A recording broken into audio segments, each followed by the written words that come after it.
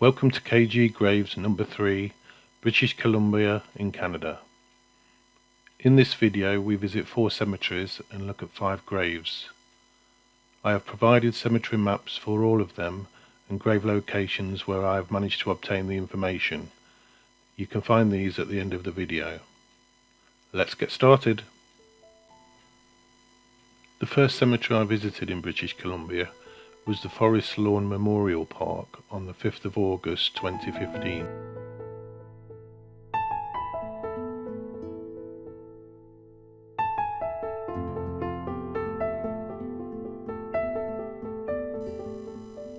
Ronald Tabak. Ronald was born in Westlock, Alberta, but eventually moved to Burnaby. He was the lead singer of the rock band Prism, which morphed from a band called Sunshine. Prism released their first album, also called Prism, in May 1977. During the following period, the band became destabilised due to many lineup changes. In 1978, Prism were the opening band on Meat Loaf's Bat Out of Hell tour. In December 1980, Ronald was fired from the band due to his drug and alcohol use. This was enforced by Capitol Records. In 1981, Ronald formed the Ronald Tabak band, and CBS Records showed interest, but sadly the deal fell through. This hit Ronald hard, and he decided to quit the music business altogether. In late 1984, Ronald and other band members were in discussions about reforming Prism, but on the Christmas Eve he decided to ride his bicycle in the snow to another Prism band member's house, Al Harlow's.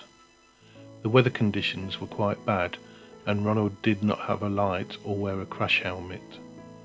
During the ride, it was thought that he was hit by a vehicle, fell off his bike and hit his head on the pavement.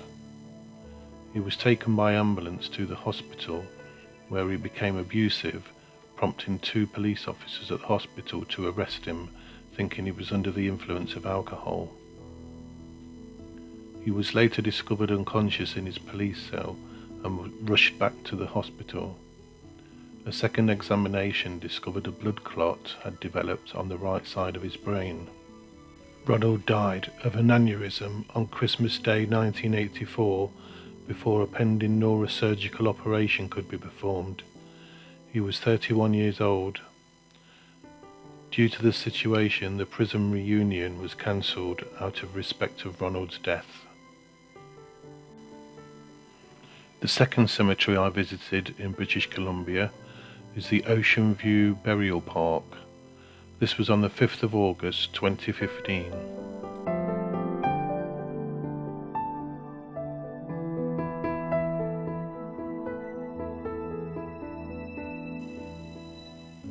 Michael James Cuccione.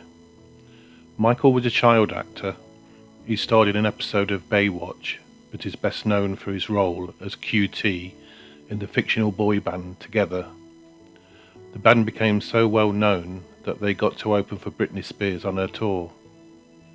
In 1994, when Michael was 9, he was diagnosed with stage 2 Hodgkin's lymphoma, which was treated with 5 months of chemotherapy.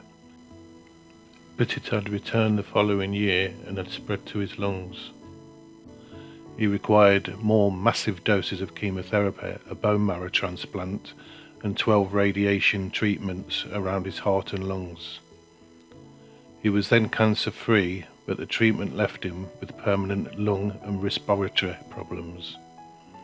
Due to his ongoing battle with cancer, Michael established the Michael Cuccione Foundation for Cancer Research and started fundraising and raised $500,000. This was donated to the British Columbia's Children's Hospital. In February 2000, the band Together movie was released, followed by a series 2. As the second season of Together was being filmed, Michael soon began suffering breathing problems and soon had to miss several tapings of the show, as well as public group performances. In December 2000, Michael was unable to fight off the effects of a minor car accident and entered the hospital on December 4, 2000 with pneumonia. He spent the rest of his stay on a ventilator and celebrated his last Christmas, New Year's and birthdays in the hospital before succumbing to respiratory failure on January 13th, 2001, just 8 days after his 16th birthday. Miles Mander. Miles, whose real name was Lionel Mander, who also went under the alias name of Luther Miles, was mainly a character actor and starred in over 100 films. He was born in Wolverhampton in Staffordshire, England, and became a playwright and novelist. He was an early aviator and a captain in the Royal Army Service Corps in World War I. Although a writer and producer, Miles is best remembered for his work as an actor in the films Mander, 1930, The Private Life of Henry VIII, 1933, The Three Musketeers, both the 1935 and 1939 versions, Wuthering Heights, 1939, The Picture of Dorian Gray, 1945, and his last film, The Imperfect Lady, 1946. Miles died of a heart attack in the Brown Derby restaurant in Hollywood, California, on the 8th of February 1946 at the age of 57. The third cemetery I visited in British Columbia is Fraser Cemetery. This was on the 5th of August 2015.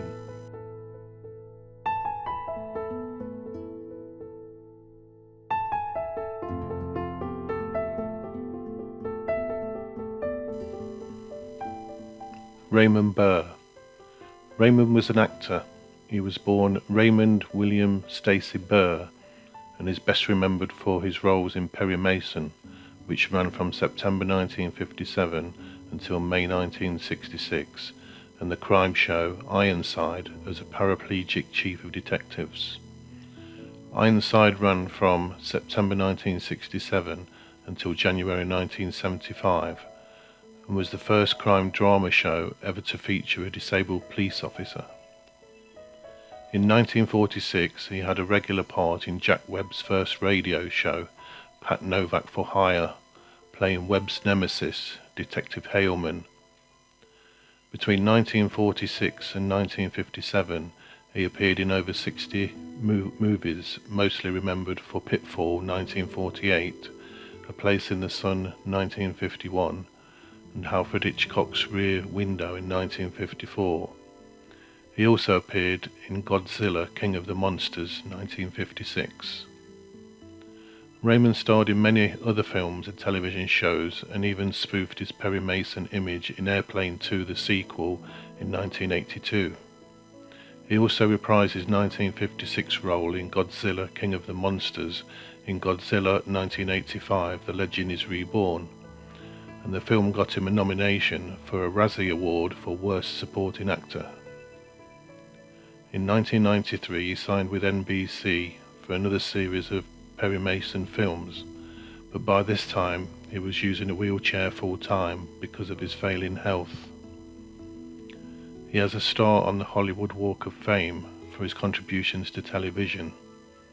In 2008, he was featured on Canada's Post's postage stamp in its Canadians in Hollywood series. He also received the 2009 Canadian Legends Award and a star on Canada's Walk of Fame in Toronto. He died on the 12th of September 1993 of liver cancer at the age of 76.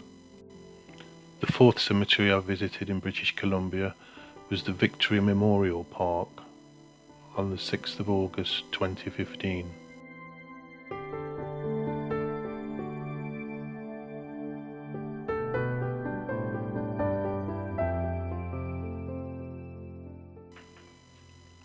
Alberta Slim. Alberta, real name Eric Charles Edwards, was a country singer.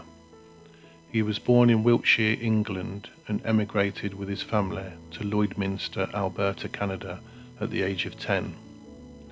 He was a hobo during the Great Depression, riding the railroads and busking on street corners, initially playing the fiddle, but eventually as a guitarist and yodeler. In 1937, he started singing on the radio station CKCK in Regina and was named Canada's Yodeling Cowboy. During his career, he wrote and recorded over 100 songs. Some of his more popular songs are the Red River Two-Step, Queen of the Calgary Stampede, and his most famous track, She Taught Me How to Yodel. From 1940 to 1944, Alberta had radio spots on the station CFQC in Saskatoon, and from 1945 to 1947 on radio station CKRM in Regina. To make some extra money, Alberta also told fortunes. He would read tea leaves, and when reading them for a pretty young Saskatchewan girl named Pearl, he predicted that she would marry him one day, and she did. Also during the 1940s, he started a travelling circus with Pearl. This included an elephant that could play the harmonica, a singing dog, and a chimpanzee who would ride a bicycle. In 1949, he had his first hit record, When It's Apple Blossom Time in Annapolis Valley, followed by other releases. Alberta continued to perform throughout the rest of his life, and in 1997 he was asked to perform again at the Vancouver Folk Festival. His career took off again in 1999, when at the age of 89 he performed at folk festivals across this country. This continued until he was 93. He released his last CD recording, Alberta Slim, a Canadian Legend, in 2003. Even in retirement, every evening he would sit down with his guitar and sing. He became partially paralysed with a stroke in 2003, but continued to sing every day as therapy. He died in 2005 at the age of 95 in Surrey, British Columbia, Canada. Here are the cemetery maps and any grave locations that were available at the time of making this video.